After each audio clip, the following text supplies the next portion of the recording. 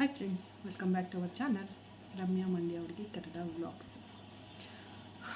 ಇವತ್ತು ಏನಕ್ಕಪ್ಪ ದಿಢೀರಂತ ವಿಡಿಯೋ ಮಾಡ್ತಿದ್ದೀನಿ ಅಂತಂದರೆ, ಒಂದು ವಿಷಯ ನನಗೆ ತುಂಬ ಬೇಜಾರಾಗ್ತಾಯಿತ್ತು. ಅದಕ್ಕೆ ಅದ್ರ ಬಗ್ಗೆ ಮಾತಾಡೋಣ ಅಂತ ಹೇಳ್ಬಿಟ್ಟು ವಿಡಿಯೋ ಮಾಡ್ತಾಯಿದ್ದೀನಿ. ನಿನ್ನೆ ನಾನು ಒಂದು ವ್ಲಾಗ್ ಹಾಕಿದ್ದೆ, ಭೀಮ್ ಅಮಾವಾಸ್ಯೆ ವ್ಲಾಗು. ಅದರಲ್ಲಿ ನಮ್ಮ ಯಜಮಾನ್ರಿಗೆ ಕಾಲು ಏಟಾಗಿದೆ ಅಂತ ಹೇಳ್ಬಿಟ್ಟು ವ್ಲಾಗ್ ಹಾಕಿದ್ದೆ. ಅವತ್ತಿನ ದಿನವೇ ಒಂದು ಇನ್ಸಿಡೆಂಟ್ ನಡೆದಿದೆ. ಅದು ನನಗೆ ಮನಸ್ಸಿಗೆ ತುಂಬ ಬೇಜಾರಾಯಿತು. ಅವತ್ತು ನಾನು ವ್ಲಾಗಲ್ಲಿ ಹೇಳಿದ್ದೆ ಕೂಡ, ನಾವು ಪ್ರೀತಿ ಮಾಡ್ತೀವಿ ಅಂತ, ಪ್ರೀತಿ ಮಾಡಿ ಮದುವೆ ಆಗಿದ್ದೀವಿ ಅಂದರೆ ಏನೇ ಕಷ್ಟ ಸುಖ ಬಂದರೂ ಜೊತೇಲಿರಬೇಕು. ಅಷ್ಟು ಆಗಿಲ್ಲ ಅಂತಂದರೆ ಬೇಕಿದ್ದರೆ ನಾವು ಇಂಡಿಪೆಂಡೆಂಟಾಗಿ ಹೋಗಿ ಬದುಕಬಹುದು. ಆದರೆ ಖಂಡಿತ ನಾವು ನಮ್ಮ ಜೀವಕ್ಕೇನು ತಂದ್ಕೋಬಾರ್ದು ಅಂತೇಳಿ ಹೇಳಿದ್ದೆ. ಆದರೆ ನಾನು ಅಷ್ಟೆಲ್ಲ ಹೇಳಿಲ್ಲ. ಪ್ರೀತಿ ಮಾಡಿದ್ಮೇಲೆ ಜೊತೇಲಿ ಇರಬೇಕು, ಏನೇ ಬಂದರೂ ಸಹಿಸ್ಕೊಂಡು ಹೋಗಬೇಕು ಅಂತ ಹೇಳಿದ್ದೆ. ಒಂದು ಮಾತು ಬರುತ್ತೆ ಹೋಗುತ್ತೆ, ಅದನ್ನೆಲ್ಲ ನಾವು ಲೆಕ್ಕಕ್ಕೆ ಹಾಕ್ಕೊಳ್ದಲೇ ಏನೇ ಇದ್ರೂ ನಾವು ಜೊತೇಲಿ ಸಂಸಾರ ಮಾಡ್ಕೊಂಡು ಹೋಗಬೇಕು ಅಂತ ಹೇಳಿದೆ. ಆದರೆ ನಿನ್ನೆ ಒಂದು ನೆಲಮಂಗಲದಲ್ಲಿ ಒಂದು ಇನ್ಸಿಡೆಂಟ್ ಆಗಿದೆ. ಸ್ಪಂದನ ಅನ್ನೋ ಹುಡುಗಿ ಆತ್ಮಹತ್ಯೆ ಮಾಡ್ಕೊಂಡಿದ್ದಾಳೆ. ಅದು ಕೇಳಿ ನನಗೆ ತುಂಬ ಬೇಜಾರಾಯಿತು. ಇವಾಗ 1.5 year ಆಗಿದೆಯಂತೆ ಮದುವೆ ಆಗಿ. 1.5 ವರ್ಷಕ್ಕೇ ಆ ಹುಡುಗಿ ಆತ್ಮಹತ್ಯೆ ಮಾಡ್ಕೊಂಡಿದ್ದಾಳೆ. ಅದು ಭೀಮ್ ಅಮಾವಾಸ್ಯೆ ಪೂಜೆ ಮಾಡಿದ್ದಾಳೆ. ಪೂಜೆ ಮಾಡಾದಮೇಲೆ ಅವಳು ಸೂಸೈಡ್ ಮಾಡ್ಕೊಂಡಿದ್ದಾಳೆ. ಯಾಕೆ ನಮ್ಮ ನಾನು ಇವ್ರ ಹುಡುಗ ಹುಡುಗಿರಲ್ಲಿ ಕೇಳ್ಕೊತಾ ಇದ್ದೀನಿ ಅಂತ ಹೇಳ್ತಾ ಇದ್ದೀನಿ ಅಂತಂದರೆ, ಹುಡುಗ ಹುಡುಗಿರಿಗೆ ಸಾವು ಒಂದೇ ಪರಿಹಾರನ? ಎಲ್ಲದಕ್ಕೂ, ಎಲ್ಲ ಸಮಸ್ಯೆಗೂ ಸಾವು ಒಂದೇ ಪರಿಹಾರನ? ಬೇರೆ ಏನು ಲೈಫೇ ಇಲ್ವಾ? ಯಾಕೆ ನೀವು ಅದರಿಂದ ಆಚೆ ಬಂದು ಬದುಕೋದಕ್ಕೆ ನಿಮಗೆ ಸಾವಿರಾರು ದಾರಿಗಳಿದೆ, ಸಾವಿರಾರು ಆಯ್ಕೆಗಳಿದೆ. ಇನ್ನೂ ಅದಕ್ಕಿಂತ ಒಳ್ಳೆ ಜೀವನ ಸಿಗಬಹುದಿತ್ತೇನೋ ಅಲ್ವಾ? ಇದು ಆಗೋಗ್ಬಿಟ್ಟಿದೆ. ನಾನು ಮುಂದೆ ಈ ಥರ ಯಾರಾದರೂ ಈ ಥರ ನಿರ್ಧಾರ ಮಾಡೋರಿಗೆ ನಾನು ಹೇಳ್ತಾ ಇರೋದು, ಪ್ಲೀಸ್ ಯಾರೆಲ್ಲ ಈ ವಿಡಿಯೋ ನೋಡ್ತಾ ಇದ್ದೀರಾ, ಸಾವು ಒಂದೇ ಪರಿಹಾರ ಅಲ್ಲ. ದಯವಿಟ್ಟು ಹುಡುಗ ಹುಡುಗಿರು ಲವ್ ಮಾಡಿರ್ತೀರಾ, ಹುಡುಗಿ ಸಿಕ್ಕಲಿಲ್ಲ ಅಂತ ಹುಡುಗ ಸಾಯೋದು, ಹುಡುಗ ಸಿಕ್ಕಲಿಲ್ಲ ಅಂತ ಹುಡುಗಿ ಸಾಯೋದು ದಯವಿಟ್ಟು ಮಾಡಬೇಡಿ. ಯಾಕೆಂದರೆ ನೀವು ಲವ್ ಅಂದರೆ ಅಬ್ಬಬ್ಬ ಅಂದರೆ ಎಷ್ಟು ವರ್ಷ ಮಾಡಿರ್ತೀರಾ? 4 ವರ್ಷ, 5 ವರ್ಷ, ಇಲ್ಲ 10 ವರ್ಷ ಲವ್ ಮಾಡಿರ್ತೀರಾ. ಆದರೆ ನಿಮ್ಮನ್ನ ಸಾಕಿದ್ದ ಬೆಳೆಸಿದ ತಂದೆ ತಾಯಿಗಳು ನಿಮ್ಮನ್ನ ಎಷ್ಟು ವರ್ಷ ಲವ್ ಮಾಡಿರ್ತಾರೆ ಹೇಳಿ? ನಿಮಗೆ 20 ವರ್ಷ, 25 ವರ್ಷ ಲವ್ ಮಾಡೋ ಏಜ್ ಅಂದರೆ ಒಂದು 20-25 ವರ್ಷದಿಂದ 25 ವರ್ಷದಿಂದ ಹುಡುಗರು ಲವ್ ಮಾಡಿರ್ತೀರ, ಹುಡುಗಿರು ಒಂದು 20 ವರ್ಷದಿಂದ ಲವ್ ಮಾಡಿರ್ತೀರ. ನಿಮ್ಮನ್ನೆಲ್ಲ ಅಷ್ಟು ವರ್ಷ ಅವರು ಸಾಕಿ ಅಷ್ಟು ಪ್ರೀತಿ ಕೊಟ್ಟಿರ್ತಾರಲ್ವ, ಅವ್ರಿಗೇನು ಕೊಟ್ಟಂಗೆ ಆಯಿತು ನೀವು? ಹೇಳಿ. ನೀವು ಅವ್ರ ಪ್ರೀತಿಗೆ ನೀವು ಏನು ಬೆಲೆ ಕೊಟ್ಟಂಗಾಯ್ತಲ್ವಾ? ನಿಮ್ಮ ತಂದೆ ತಾಯಿಗಳ ಬಗ್ಗೆ ಯಾಕೆ ನೀವು ಯೋಚನೆ ಮಾಡಲ್ಲ? ಅವ್ರನ್ನ ಯಾಕೆ ನೀವು ನೆನೆಸ್ಕೊಳ್ಳಲ್ಲ? ಬರೀ 2 ವರ್ಷದ 3 ವರ್ಷದ ಪ್ರೀತಿಗೆ ನೀವು ಜೀವ ಕಳ್ಕೊಂಡ್ಬಿಡ್ತೀರಾ. ಆದರೆ ನಿಮ್ಮ ತಂದೆ ತಾಯಿಗಳು ಅವ್ರ ಪಾಡು ಏನಾಗಬೇಕು, ಯಾಕೆ ಯೋಚನೆ ಮಾಡಲ್ಲ ಇದನ್ನು? ನಿಜವಾಗ್ಲೂ ಬೇಜಾರಾಯಿತು ನಾನು ಹುಡುಗಿ ಆ ಥರ ಮಾಡ್ಕೊಂಡ್ಲು ಅಂದ ತಕ್ಷಣ. ಅದು ಏನೋ ಮೆಸೇಜ್ಗಳು ಬಂದಿತ್ತು, ಅವ್ರು ಕೆಲಸ ಮಾಡ್ತಿದ್ದ ಕಡೆಯಿಂದ ಏನೋ ಮೆಸೇಜ್ ಬಂತು. ಅದನ್ನು ನೋಡಿ ತುಂಬ ಬೇಜಾರಾಗಿ ತಂಗಿಗೆ ಮೆಸೇಜ್ ಮಾಡಿದ್ದಾಳೆ.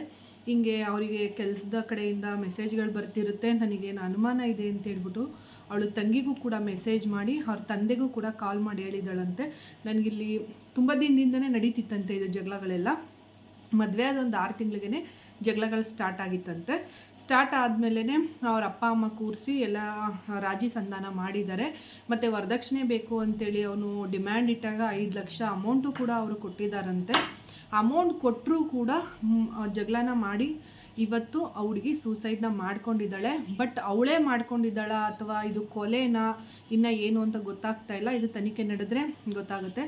ಆದರೆ ದಯವಿಟ್ಟು ನಾನು ಈಗಿನ ಯೂತಲ್ಲಿ ಏನು ಕೇಳ್ಕೊತೀನಿ ಅಂದರೆ, ಸಾವು ಒಂದೇ ಪರಿಹಾರ ಅಲ್ಲ. ಮುಂದೆ ತುಂಬ ದೊಡ್ಡ ಜೀವನ ಇದೆ. ಜೀವನ ಕಟ್ಕೊಳ್ಳೋಕ್ಕೆ ತುಂಬ 100 ದಾರಿಗಳಿದೆ. ನೀವು ಒಂದು ಕ್ಷಣದ ಬುದ್ಧಿನ ನೀವು ನಿಮ್ಮ ಕೈಗೆ ಕೊಡಬೇಡಿ. ಯೋಚನೆ ಮಾಡಿ ಕೂತ್ಕೊಂಡು ನಿಮ್ಮ ತಂದೆ ತಾಯಿ ಬಗ್ಗೆ ಯೋಚನೆ ಮಾಡಿ ನಿರ್ಧಾರ ತಗೊಳ್ಳಿ. ದಯವಿಟ್ಟು ಸಾವಿನ ನಿರ್ಧಾರ, ದುಡುಕಿನ ನಿರ್ಧಾರ ಯಾರು ತಗೋಬೇಡಿ. ತುಂಬ ಬೇಜಾರಾಗುತ್ತೆ ಈ ವಿಷಯಗಳನ್ನ ನೋಡಿದಾಗ, ತುಂಬಾ ಬೇಜಾರಾಗುತ್ತೆ. ಇತ್ತೀಚಿನ ದಿನಗಳಂತೂ ಈ ಥರದ್ದು ತುಂಬಾ ನಡೀತಾ ಇದ್ದಾವೆ. ಆ ಹುಡುಗಿ ಆತ್ಮಕ್ಕೂ ಶಾಂತಿ ಸಿಗಲಿ, ಹಾಗೆಯೇ ಅವಳ ಸಾವಿಗೂ ಒಂದು ನ್ಯಾಯ ಸಿಗಲಿ. ಅದು ಯಾರೇ ಆಗಿರಲಿ, ಏನೇ ಆಗಿರಲಿ, ಒಳ್ಳೆ ರೀತಿಯಲ್ಲಿ ತನಿಖೆ ನಡೆದು ಅವಳ ಸಾವಿಗೆ ನ್ಯಾಯ ಸಿಗಬೇಕು. ಅದಕ್ಕೇ ಇದೊಂದು ವಿಷಯನ ನಿಮ್ಮ ಜೊತೆ ಶೇರ್ ಮಾಡ್ಕೋಬೇಕು ಅನ್ನಿಸ್ತು, ಅದಕ್ಕೋಸ್ಕರ ಶೇರ್ ಮಾಡ್ಕೊತಾ ಇದ್ದೀನಿ. ಯೋಚನೆ ಮಾಡಿ, ತಂದೆ ತಾಯಿ ಬಗ್ಗೆ ಯೋಚನೆ ಮಾಡಿ. ನೀವು ಲವ್ ಮಾಡಿರ್ತೀರ, ಲವ್ ಮಾಡಿ ಕಷ್ಟಪಟ್ಟು ಮದುವೆ ಆಗಿದ್ದಾರೆ. ಅವರು ಲವ್ ಮಾಡಿ ಮನೆಯವರು ಒಪ್ಪದೇ ಇದ್ಮೇಲೆ ಆ ಹುಡುಗ ವಿಷ ಕುಡಿತೀನಿ ಅಂತೆಲ್ಲ ಹೇಳಿದ್ಮೇಲೆ ಇವಳು ಬಂದು ಆ ಹುಡುಗಿ ಒಂದು ಮದುವೆ ಆಗಿದ್ದಾರೆ. ಈಗ ಒಂದು ಸ್ವಲ್ಪ ದಿನದಿಂದ ಹಿಂದೆ ರಿಜಿಸ್ಟ್ರು ಕೂಡ ಆಗಿದ್ರಂತೆ, ರಿಜಿಸ್ಟ್ರ್ ಮ್ಯಾರೇಜು ಕೂಡ ಮಾಡ್ಕೊಂಡಿದ್ದಾರೆ.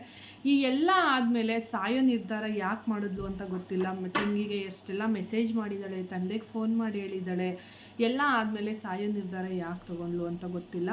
ಬಟ್ ಈ ಥರ ನಿರ್ಧಾರಗಳನ್ನ ಯಾರು ದಯವಿಟ್ಟು ತೊಗೋಬೇಡಿ. ನಿಮ್ಮ ತಂದೆ ತಾಯಿ ಬಗ್ಗೆ ಯೋಚನೆ ಮಾಡಿ. ನಿಜ, ಒಂದು ಹೆಣ್ಣಿಗೆ ಒಂದು ಗಂಡು ಅಂತೇಳಿಲ್ಲ, ಒಂದು ಗಂಡಿಗೆ ಒಂದು ಹೆಣ್ಣು ಅಂತೇಳಿ ಆ ದೇವ್ರು ಖಂಡಿತ ನಿರ್ಧಾರ ಮಾಡಿರ್ತಾನೆ. ನಿಮಗೂ ಅದಕ್ಕಿಂತ ಇನ್ನೂ ಒಳ್ಳೆ ಹುಡುಗಿ ಸಿಗ್ಬೋದೇನೋ, ಅದಕ್ಕಿಂತ ಒಳ್ಳೆ ಹುಡುಗ ಸಿಗ್ಬೋದೇನೋ, ವೆಯ್ಟ್ ಮಾಡಿ. ಕ್ಷಣದ ಇದಕ್ಕೋಸ್ಕರ ಕ್ಷಣದ ನೀವು ಆ ಕ್ಷಣದಲ್ಲಿ ಯೋಚನೆ ಮಾಡ್ತೀರಾ, ಆ ಕ್ಷಣನ ಬಿಟ್ಬಿಡಿ.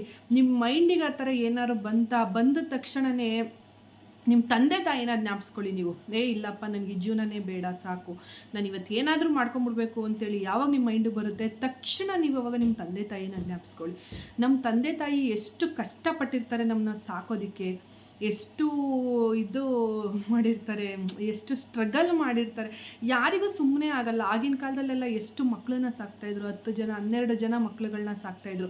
ಈಗಿನ ಕಾಲದಲ್ಲಿ ನಾವು ಬರೀ 2 ಮಕ್ಕಳು ಸಾಕೋದಕ್ಕೆ ಎಷ್ಟು ಸ್ಟ್ರಗಲ್ ಮಾಡ್ತೀವಿ, ಎಷ್ಟು ಕಷ್ಟಪಡ್ತೀವಿ ಅಲ್ವಾ. ಆದರೆ ಅವಾಗ ಅಷ್ಟು ಮಕ್ಕಳನ್ನೆಲ್ಲ ಹೆಂಗೆ ಸಾಕ್ತಾಯಿದ್ರು ಅಷ್ಟು ಕಷ್ಟದಲ್ಲೂ.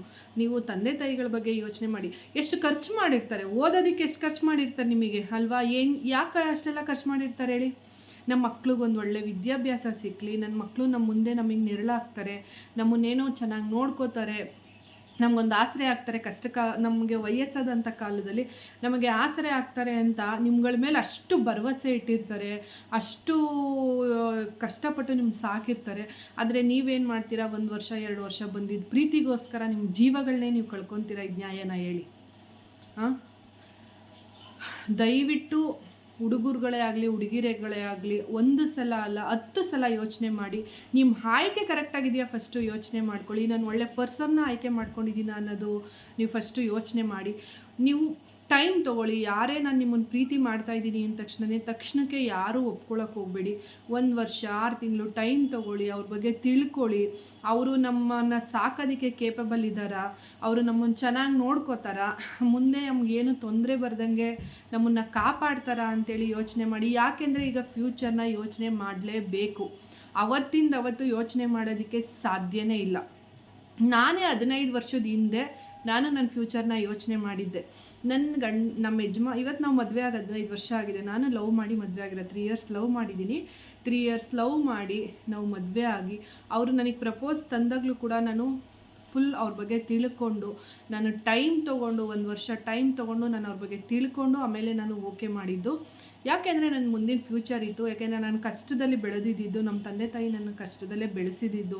ನನಗೆ ಕಷ್ಟ ಅಂದರೆ ಏನು ಅಂತ ಗೊತ್ತಿತ್ತು. ಮುಂದಿನ ಫ್ಯೂಚರ್ ಆ ಥರ ಇರಬಾರ್ದು, ನನ್ನ ಮಕ್ಕಳು ಒಳ್ಳೆ ಭವಿಷ್ಯ ಸಿಗಬೇಕು ಅಂತ ಒಬ್ಬ ತಂದೆ ಸಿಗಬೇಕು ಅವರಿಗೆ ಅಂತ ನಾನು ಮುಂಚೆನೇ ಎಲ್ಲನೂ ಯೋಚನೆ ಮಾಡಿ ಅವರಿಗೆ ಕೆಲಸ ಬರ್ತಾಯಿತ್ತು. ಎಲ್ಲೇ ಹೋದ್ರೂ ಅವರಿಗೆ ಒಂದು 25ರಿಂದ 30 ಸಾವಿರ ಆವಾಗಲೇ 15 ವರ್ಷದ ಹಿಂದೆಯೇ ಸಂಬಳ ತಗೊಳ್ಳುವಂಥ ಕೆಪಾಸಿಟಿ ಇತ್ತು. ಮತ್ತು ಅವರು ಓನಾಗಿ ಬಿಸ್ನೆಸ್ ಶುರು ಮಾಡ್ಬೋದಿತ್ತು.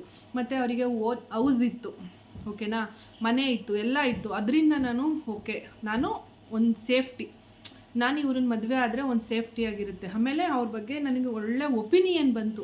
ಎಷ್ಟು ಅವ್ರು ಕೇರ್ ಮಾಡ್ತಾಯಿದ್ರು, ನನ್ನನ್ನು ಎಷ್ಟು ಚೆನ್ನಾಗಿ ನೋಡ್ಕೋತಾಯಿದ್ರು. ಅದರಲ್ಲೇ ಗೊತ್ತಾಯಿತು ನನ್ನ ತಂದೆ ಪ್ರೀತಿನ ಖಂಡಿತ ನನ್ನ ಗಂಡ ಕೊಡಬಲ್ಲ ಅಂತೇಳಿ ನನಗೆ ಅನಿಸಿದ ಮೇಲೆ ನಾನು ಅವ್ರನ್ನ ಒಪ್ಪಿಕೊಂಡು ನಾವು ಮದುವೆ ಆದ್ವಿ. ಮದುವೆ ಆದಮೇಲೆ ನಾವು ತುಂಬ ಚೆನ್ನಾಗಿದ್ವಿ. ಈಗ 15 ವರ್ಷ ಕಳೆದಿದೆ ನಾವು ಮದುವೆ ಆಗಿ. ಈ ಅಕ್ಟೋಬರ್ 23-24 ಬಂದರೆ 15 ವರ್ಷ ಕಂಪ್ಲೀಟ್ ಆಗಿ 16ನೇ ವರ್ಷಕ್ಕೆ ಕಾಲಿಡ್ತೀವಿ. ಇವತ್ತಿನವರೆಗೂ ಸಣ್ಣ ಪುಟ್ಟದ್ದು ಬಂದಿದೆ. ಯಾವತ್ತೂ ನಾವು ಮೇಜರಾಗಿ ಯಾವತ್ತೂ ಜಗಳ ಮಾಡ್ಕೊಂಡಿಲ್ಲ. ಯಾಕೆಂದರೆ ಪ್ರೀತಿ ಇದ್ದ ಕಡೆ ಕೋಪನೂ ಇರುತ್ತೆ, ಜಗಳನೂ ಇರುತ್ತೆ, ಎಲ್ಲ ಇರುತ್ತೆ. ಅದನ್ನು ನಾವು ಅನುಸರಿಸ್ಕೊಂಡು ಹೋಗಬೇಕು. ಅವರಿಗೆ ಕೋಪ ಬಂತ ನಾನು ಸುಮ್ಮನಾಗ್ತೀನಿ, ನನಗೆ ಕೋಪ ಬಂತ ಅವ್ರು ಸುಮ್ಮನಾಗ್ತಾರೆ. ಅವ್ರು ಎಷ್ಟೇ ಏನಾದರೂ ಕೋಪ ಬಂದು ರೇಗಾಡ್ತಾ ಇರ್ತಾರ, ನಾನು ರೈಸ್ ಆಗೋಕ್ಕೆ ಹೋಗಲ್ಲ. ಯಾಕೆಂದರೆ ಆ ಟೈಮಲ್ಲಿ ನಾವು ರೈಸ್ ಆಯಿತು ಅಂದರೆ 2 ಕಡೆಯಿಂದನೂ ಕ್ಲ್ಯಾಶ್ ಆಗುತ್ತೆ. ಆವಾಗ ದೊಡ್ಡ ಜಗಳಗಳಾಗುತ್ತೆ. ಹಾಗೆ ನಾವೇನು ಮಾಡಬೇಕು ಅಂದರೆ ನಾವು ಸಮಾಧಾನ ಮಾಡ್ಕೋಬೇಕು, ನಾವು ಕೂಲ್ ಆಗಬೇಕು. ಆಗ ಯಾವುದೇ ಜಗಳಗಳಾಗಲಿ ಯಾವುದೇ ಜಗಳಗಳು ಬರೋದಿಲ್ಲ, ಮತ್ತು ಯಾವುದೇ ಮಿಸ್ಅಂಡರ್ಸ್ಟ್ಯಾಂಡಿಂಗ್ ಬರೋದಿಲ್ಲ. ಜಗಳ ಮಾಡ್ತೀವಿ, ಸಣ್ಣ ಪುಟ್ಟದಕ್ಕೆ ನಾವು ಕಿತ್ತಾಡ್ತಾನೆ ಇರ್ತೀವಿ. ಅದಿಲ್ಲ ಅಂತಂದರೆ ಸಂಸಾರ ಅಂತ ಹೇಳ್ತಾರಾ? ಖಂಡಿತ ಸಣ್ಣ ಪುಟ್ಟದಕ್ಕೆ ಕಿತ್ತಾಡ್ತೀವಿ. ಬಟ್ ಯಾವತ್ತೂ ನಾವು ಆ ಲೆವೆಲ್ ಮಟ್ಟಕ್ಕೆ ನೀವು ಬೇಡವೇ ಬೇಡ, ನಾನು ಬಿಟ್ಟೋಗ್ಬಿಡ್ತೀನಿ ಅನ್ನೋ ಮಟ್ಟಕ್ಕೆ ನಾವಿಬ್ರೂ ಯಾವತ್ತೂ ಕಿತ್ತಾಡಿಲ್ಲ. ದಯವಿಟ್ಟು ಎಲ್ಲರೂ ಅರ್ಥ ಮಾಡ್ಕೊಳ್ಳಿ. ಲವ್ ಮಾಡ್ತೀರಾ, ಮನೆಯವ್ರನ್ನೆಲ್ಲ ಎದುರಾಕೊಂಡಿರ್ತೀರಾ, ಮದುವೆ ಆಗಿರ್ತೀರಾ, ಮದುವೆ ಆಗಿ 6 ತಿಂಗಳು ವರ್ಷದಷ್ಟೊತ್ತಿಗಲ್ಲೇ ನಿಮಗೆ ಸಾಕಾಗ್ಬಿಡುತ್ತೆ. ಆ ಲವ್ ಮಾಡುವಾಗಿರೋ ಪ್ರೀತಿ, ಓಡಾಡುವಾಗಿರೋ ಪ್ರೀತಿ ಯಾಕೆ ಮದುವೆ ಆದಮೇಲೆ ಇರಲ್ಲ ನಿಮಗೆ? ಯಾಕೆ ಕಮ್ಮಿ ಆಗಿಬಿಡುತ್ತೆ? ನನಗೆ ಅರ್ಥನೇ ಆಗ್ತಾಯಿಲ್ಲ. ಯಾರು ಟ್ರೂ ಆಗಿ ನಿಜವಾಗ್ಲೂ ಲವ್ ಮಾಡಿರ್ತೀರ, ಯಾರು ನಿಜವಾಗ್ಲೂ ಇಷ್ಟಪಟ್ಟಿರ್ತೀರ ನೋಡಿ, ಕಡೆ ಅದೆಷ್ಟೇ ವರ್ಷ ಆದರೂ ಆ ಪ್ರೀತಿ ಹಂಗೆ ಇರುತ್ತೆ. ಯಾರು ಬರೀ 6 ತಿಂಗಳಿಗೆ ವರ್ಷಕ್ಕೇ ಪ್ರೀತಿ ಕಮ್ಮಿ ಆಗುತ್ತೆ ನೋಡಿ, ಅದು ಪ್ರೀತಿ ಅಲ್ಲ, ಬರೀ ಅಟ್ರಾಕ್ಷನ್ ಅಂತ ಹೇಳ್ತಾರೆ ಅಷ್ಟೇ. ದಯವಿಟ್ಟು ನಿಮ್ಮ ತಂದೆ ತಾಯಿಗಳ ಬಗ್ಗೆ ಯೋಚನೆ ಮಾಡಿ ಪ್ರೀತಿ ಮಾಡಿ. ಹಾಗೆಯೇ ಅವ್ರನ್ನ ನೋಯಿಸಬೇಡಿ, ತಂದೆ ತಾಯಿಗಳನ್ನ ನೋಯಿಸಬೇಡಿ. ಆ ತಂದೆ ತಾಯಿಗಳನ್ನ ಎಷ್ಟು ಚೆನ್ನಾಗಿ ನೋಡ್ಕೋತೀರಾ ಮುಂದೆ ಅಷ್ಟು ಚೆನ್ನಾಗಿರ್ತೀರಾ. ಇವತ್ತು ಅವ್ರ ಕಣ್ಣೀರು ನೋಡ್ತಾ ಇದ್ದರೆ ತುಂಬ ಬೇಜಾರಾಗುತ್ತೆ. ನಾನು ಕೇಳ್ಕೊಳ್ಳೋದು ಇಷ್ಟೇ, ಈ ವಿಡಿಯೋ ಎಷ್ಟು ಜನಕ್ಕೆ ಶೇರ್ ಆಗುತ್ತೋ, ಎಷ್ಟು ಜನ ನೋಡ್ತಿರೋ ನನಗೆ ಗೊತ್ತಿಲ್ಲ. ಯಾರ್ಯಾರು ನೋಡ್ತಿದ್ದೀರಾ ಆದಷ್ಟು ವಿಡಿಯೋನ ಶೇರ್ ಮಾಡಿ, ಎಲ್ರಿಗೂ ಒಂದು ಒಳ್ಳೆಯ ಸಂದೇಶ ಆಗಲಿ. ದಯವಿಟ್ಟು ಯಾರೂ ಆತ್ಮಹತ್ಯೆ ಮಾಡ್ಕೋಬೇಡಿ. ಯಾರೂ ಕೆಟ್ಟ ಕೋಪದ ಕೈಗೆ ಬುದ್ಧಿ ಕೊಟ್ಟು ಕೆಟ್ಟ ನಿರ್ಧಾರಗಳನ್ನ ಮಾಡಬೇಡಿ. ಯೋಚನೆ ಮಾಡಿ. ನಾನು ಈ ಹುಡುಗಿನೂ ಅಷ್ಟೇ ಒಂದು ಸ್ವಲ್ಪ ಕೂತು ಯೋಚನೆ ಮಾಡಿ ಅವ್ರ ತಂದೆ ತಾಯಿ ಜೊತೆ ಮಾತಾಡಿದಿದ್ರೆ ಇಂಥ ಇದು ಆಗ್ತಿರ್ಲಿಲ್ಲ ಅನಿಸುತ್ತೆ. ಬಟ್ ಅವ್ರು ಹೇಳೋ ಪ್ರಕಾರ ಅವಳು ಮಾಡ್ಕೊಂಡಿಲ್ಲ, ಅವಳು ಸೂಸೈಡ್ ಮಾಡ್ಕೊಂಡಿಲ್ಲ, ಇದು ಕೊಲೆ ಅಂತ ಹೇಳ್ತಾ ಇದ್ದಾರೆ. ಅದು ತನಿಖೆ ಆದಮೇಲೆ ಗೊತ್ತಾಗುತ್ತೆ. ಖಂಡಿತ ನಾನು ಏನಾದರೂ ಅದು ಏನು ಅಪ್ಡೇಟ್ ಬರುತ್ತೋ ಅದನ್ನು ನಿಮ್ಮ ಜೊತೆ ಶೇರ್ ಮಾಡ್ಕೊತೀನಿ. ಯಾಕೆಂದರೆ ಇವಾಗ ಅರ್ಧಂಬರ್ಧ ವಿಷಯ ಹೇಳಿ ಮುಂದಿಂದು ಹೇಳಿಲ್ಲ ಅಂದರೆ ನಿಮಗೇನು ಗೊತ್ತಾಗಲ್ಲ ಅಲ್ವಾ? ಅಂದರೆ ನ್ಯೂಸ್ ನೋಡ್ತಿರ್ತೀರ, ಗೊತ್ತಾಗುತ್ತೆ. ಬಟ್ ನನಗೂ ಆವಾಗ ಏನಾಗಿದೆ ಅನ್ನೋದು ನನಗೂ ಒಂದು ಕುತೂಹಲ ಇರುತ್ತೆ. ನನಗೆ ಗೊತ್ತಾದ ತಕ್ಷಣ ನಾನು ಖಂಡಿತ ನಿಮಗೂ ನಾನು ತಿಳಿಸ್ತೀನಿ ಏನಾಗಿತ್ತು ಅಂತೇಳಿ. ಬಟ್ ಮನೆಯವ್ರು ಹೇಳ್ತಾ ಇರೋ ಪ್ರಕಾರ ಇದು ಅವಳು ಸೂಸೈಡ್ ಮಾಡ್ಕೊಳ್ಳೋ ಹುಡುಗಿ ಎಲ್ಲ MBA ಓದಿದಂಥ ಹುಡುಗಿ, MBA ಫ್ರೆಂಡ್ಸ್, MBA ಓದಿರೋ ಹುಡುಗಿ ಸೂಸೈಡ್ ಮಾಡ್ಕೊತಾಳೆ ಅಂತಂದರೆ ಎಷ್ಟು ಬೇಜಾರಾಗುತ್ತೆ ಅಲ್ವಾ? ಅವ್ರ ಅಪ್ಪ ಅಮ್ಮ ಎಷ್ಟು ಅವಳ ಬಗ್ಗೆ ಆಸೆಯ ಕನಸುಗಳು ಇಟ್ಕೊಂಡಿರ್ತಾರೆ, ಎಷ್ಟು ಇದು ಕಟ್ಕೊಂಡಿದ್ರೋ ಗೊತ್ತಿಲ್ಲ. ಇವತ್ತು ಹುಡುಗಿ ಈ ಥರ ಮಾಡ್ಕೊಂಡಿದ್ದಾಳೆ. ಅದು ಭೀಮ್ ಅಮಾವಾಸ್ಯೆ ದಿನವೇ ಈ ಥರ ಆಗಿದೆ. ದಯವಿಟ್ಟು ಎಲ್ಲ ಹೆಣ್ಮಕ್ಳಿಗೂ ಈ ಥರ ಯಾರು ದುಡುಕಿ ನಿರ್ಧಾರ ತಗೋತೀರಾ ಅಂಥ ಹೆಣ್ಮಕ್ಳುಗಳು ಯೋಚನೆ ಮಾಡಿ. ಮುಂದೆ ಇನ್ನೂ ಒಳ್ಳೆ ಜೀವನಗಳಿರುತ್ತೆ. ನಿಮ್ಮ ಕೈಲಿ ಆಗಲ್ವಾ ಅವ್ರ ಜೊತೆ ಬಾಳೋದಕ್ಕೆ, ಬಿಟ್ಟುಬಿಡಿ. ಡೈವರ್ಸ್ ತೊಗೊಂಡು ನಿಮ್ಮ ಮುಂದಿನ ಜೀವನ ಏನಿರುತ್ತೋ ಅದನ್ನು ನೀವು ನೋಡ್ಕೊಳ್ಳಿ. ಇಲ್ಲ ಇನ್ನೊಂದು ಮದುವೆ ಆಗಬೇಕು ಅಂತಿರ್ತೀರಾ, ಇಲ್ಲ ಅಂದರೆ ನಿಮ್ಮ ಕಾಲ ಮೇಲೆ ನೀವು ನಿಂತ್ಕೊಂಡು ಏನಾದರೂ ಅಚೀವ್ ಮಾಡಿ. ಎಷ್ಟು ಹೆಣ್ಮಕ್ಳುಗಳು ಇನ್ಸ್ಪೈರ್ ಮಾಡ್ತಾರೆ ಇವಾಗ ಏನಾದರೂ ಅಚೀವ್ ಮಾಡೋದಕ್ಕೆ ಅಲ್ವಾ? ಅಚೀವ್ ಮಾಡಿ. ದಯವಿಟ್ಟು ಯಾರೂ ಈ ಥರ ಸೂಸೈಡ್ ಮಾಡ್ಕೊಳ್ಳೋದಕ್ಕೆ ಹೋಗ್ಬೇಡಿ. ನನಗಂತೂ ಅಷ್ಟು ಚೆಂದ ಇದೆ ಆ ಹುಡುಗಿ ನೋಡ್ತಾ ಇದ್ರೇ ಕರಳು ಕಿತ್ತು ಬಂದಂಗಾಯಿತು. ಅದಕ್ಕೋಸ್ಕರ ಈ ವಿಷಯನ ನಿಮ್ಮ ಜೊತೆ ಶೇರ್ ಮಾಡಿಕೊಳ್ಳೇಬೇಕು ಅಂತೇಳಿ ನಾನು ಬಂದೆ. ಆ ಹುಡುಗಿ ಅಷ್ಟು ಮುದ್ದಾಗಿರೋ ಹುಡುಗಿ ಇವತ್ತು ಮಣ್ಣಾಗೋದ್ಲು. ಅದಂತೂ ತುಂಬಾ ಬೇಜಾರಾಯಿತು. ಅವಳ ತಂಗಿಗೆ ಪ್ರತಿಯೊಂದು ಮೆಸೇಜ್ ಮಾಡಿದ್ದಾಳೆ, ನನಗೆ ಹಿಂಗೆ ಟಾರ್ಚರ್ ಕೊಡ್ತಾ ಇದ್ದಾರೆ, ಹಿಂಗೆಲ್ಲ ಮಾಡ್ತಾ ಇದ್ದಾರೆ, ನನ್ನ ಕೈಲಿ ಇರೋಕ್ಕಾಗ್ತಿಲ್ಲ ಅಂತ. ಅವಳು ಇಲ್ಲ ಅವ್ರ ತಂದೆ ಮನೆಗೆ ಹೊರಟ್ಬಿಟ್ಟಿದ್ರು ಅವ್ರ ಜೀವ ಉಳಿತಾ ಇತ್ತೋ ಏನೋ ಗೊತ್ತಿಲ್ಲ, ಏನಾಗಿದೆಯೋ. ಈಗ ಅವಳ ಬಾಡಿನ ವಿಕ್ಟೋರಿಯಾಗೆ ಕಳಿಸಿದ್ದಾರೆ. ವಿಕ್ಟೋರಿಯಿಂದ ಪೋಸ್ಟ್ ಮಾರ್ಟಮ್ ರಿಪೋರ್ಟ್ ಬಂದಮೇಲೆ ಯಾವುದು ಏನು ಅಂತೇಳಿ ಗೊತ್ತಾಗುತ್ತೆ. ಬರಲಿ, ಏನೇ ರಿಪೋರ್ಟ್ ಬಂದ್ರೂ ನ್ಯಾಯಯುತವಾಗಿ ತನಿಖೆ ನಡೀಲಿ. ಯಾರೇ ತಪ್ಪಿತಸ್ತಿದ್ರೂ ಅವರಿಗೆ ಶಿಕ್ಷೆ ಆಗಬೇಕು. ಅಕಸ್ಮಾತ್ ಏನಾದರೂ ಅವ್ರ ಅತ್ತೆ ಮಾವನ ಟಾರ್ಚರಿಂದನೇ ಆಗಲಿ, ಗಂಡನ ಟಾರ್ಚರಿಂದನೇ ಆಗಲಿ ಸತ್ತಿದ್ರೆ ಅವಳಿಗೆ ಖಂಡಿತ ನ್ಯಾಯ ಸಿಗಬೇಕು. ಇಂಥ ಕೇಸ್ಗಳಂತೂ ಇವಾಗ ತುಂಬಾ ನಡೀತಾ ಇದೆ. ವರದಕ್ಷಿಣೆ ಕಿರುಕುಳ ಅಂತೇಳಿ ಒಬ್ಬೊಬ್ಬರು ಸುಮ್ಮನೆನೂ ಕೂಡ ವರದಕ್ಷಿಣೆ ಕಿರುಕುಳ ಅಂತ ಹಾಕ್ತಾರೆ. ಬಟ್ಟು ಸುಮ್ಮನೆ ಹಾಕೋದಕ್ಕಿಂತನೂ ಈ ಥರನೇ 90% ಆಗುತ್ತೆ. ಟಾರ್ಚರಿಂದನೇ 90% ಸಾಯ್ತಾರೆ. ಆ ಹುಡುಗಿಗೆ ನ್ಯಾಯ ಸಿಗಬೇಕು ಫ್ರೆಂಡ್ಸ್. ನೋಡೋಣ ಮುಂದೆ ಏನಾಗುತ್ತೆ ಅಂತ. ಈ ವಿಡಿಯೋನ ಇಲ್ಲಿಗೆ ಎಂಡ್ ಮಾಡ್ತೀನಿ.